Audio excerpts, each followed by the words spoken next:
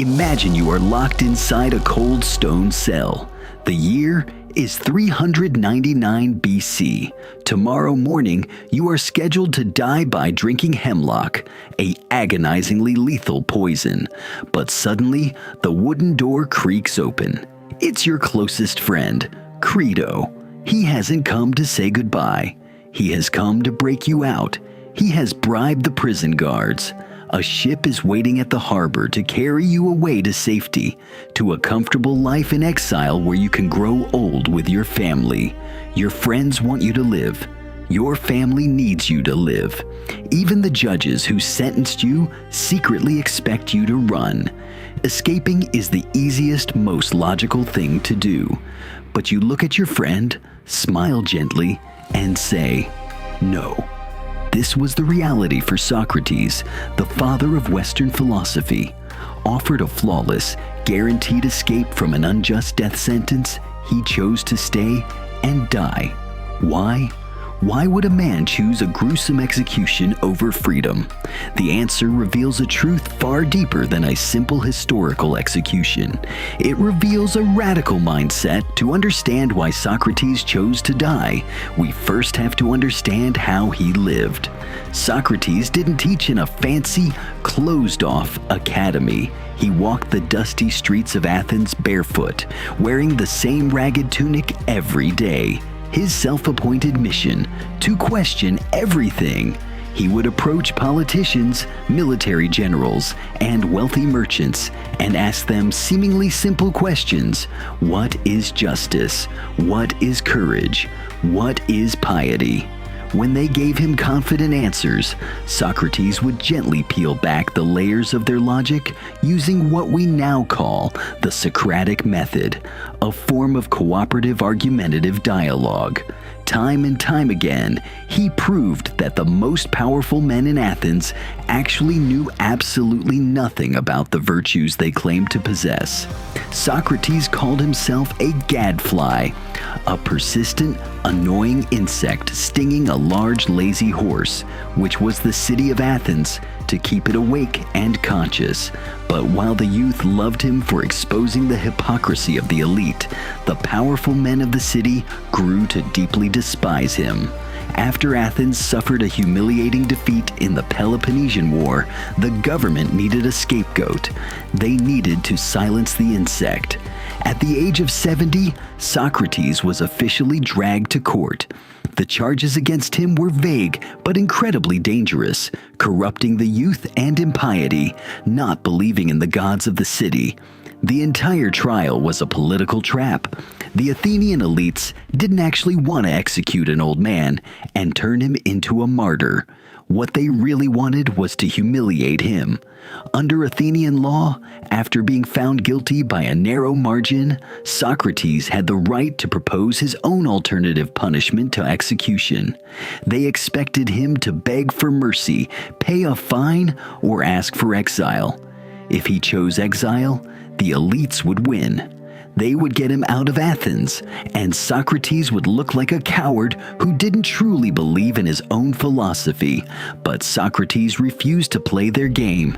Instead of apologizing, he looked at the 501 judges and told them that for his service to the city, his true punishment should be free meals for life at the city's prestigious banquet hall, an honor reserved for Olympic champions. He told them an unexamined life is not worth living. If he couldn't question authority and philosophize, life was pointless. Infuriated by his defiance, the jury voted by an even larger majority to condemn him to death by poison. Which brings us back to the prison cell and the offer of escape. In the famous dialogue written by his student Plato, called the Crito, Socrates explains his refusal to flee. He doesn't stay out of pride, anger, or a desire to die. He stays out of a profound, unflinching logic. Socrates asks Crito to imagine that the laws of Athens physically walk into the cell and speak to him. The laws ask, Socrates, what are you trying to do? By escaping, are you not trying to destroy us? Socrates argued that he had lived in Athens for 70 years. The city's laws had protected his parents, legitimized his marriage, educated his children, and kept him safe. By choosing to live there as a citizen, he entered into an implicit social contract with the state. He enjoyed the benefits of the law when they suited him. Therefore, he could not simply break them when they turned against him. If every citizen chose to obey the law only when it was convenient, society would collapse into chaos. Socrates reasoned, the court's verdict was unjust, yes, but breaking the law to escape it would be an even greater injustice. He believed that committing an injustice does more harm to a person's soul than suffering an injustice ever could. To run away would be to destroy his own integrity. When the executioner brought the cup of crushed hemlock, Socrates did not hesitate. He prayed for a smooth journey to the afterlife and drank it completely down. As the poison slowly paralyzed his legs, moving upward toward his heart, his final words to his friends were simple. Crito, we owe a cock to Asclepius. Please remember to pay the debt. Asclepius was the Greek god of healing.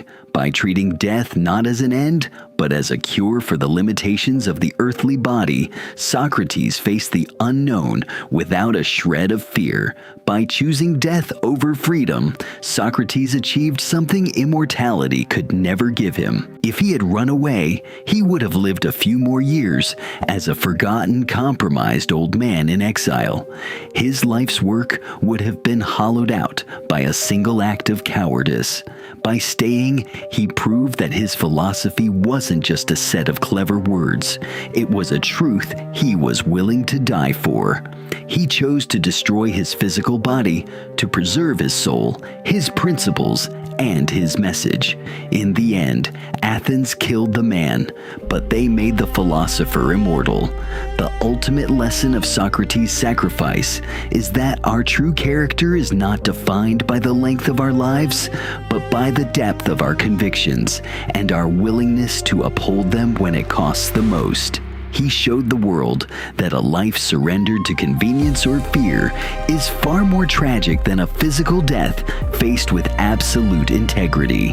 Which leaves us with a haunting question to ask ourselves: if everything you stood for was put on trial tomorrow, what truths do you hold so sacred that you would refuse to compromise them, even to save your own life?